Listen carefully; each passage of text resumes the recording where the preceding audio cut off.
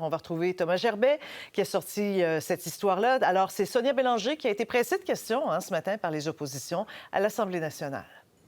Voilà, ce projet pour faciliter la prise de rendez-vous des patients qui n'ont pas de médecin de famille a explosé. Il avait été confié à une compagnie Pétale en 2020. Ça fonctionnait plutôt bien, tellement bien que le gouvernement en voulait plus de cliniques connectées, plus de licences, plus de fonctionnalités. Donc, les coûts ont augmenté.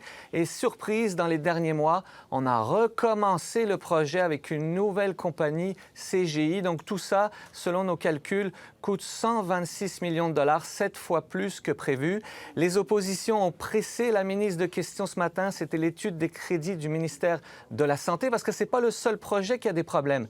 Il y a un autre projet lié à la prise de rendez-vous qui a été lui aussi recommencé. On a aussi un système sur les finances et l'approvisionnement qui a été suspendu à cause d'irrégularités et de dépassements de coûts. Alors, on va entendre notamment le porte-parole libéral en santé. Encore une fois, c'est à l'image de ce gouvernement qui a complètement perdu le contrôle des projets de transformation numérique. Vous savez que quand c'est un projet qui dérape, on peut se poser la question et essayer de comprendre ce qui s'est passé. Mais là, on n'est plus à un seul projet. Thomas, la ministre de la Santé a demandé une analyse du projet.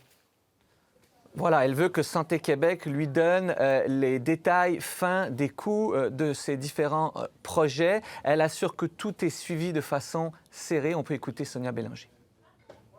Le Pétale, qui ont fait un bon travail. Maintenant, le projet a évolué. Il y a eu la commission Galland et on essaie donc de respecter les orientations de la commission Galland en essayant de développer nos codes.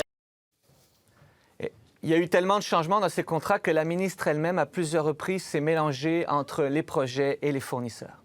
Merci beaucoup, Thomas. Au revoir.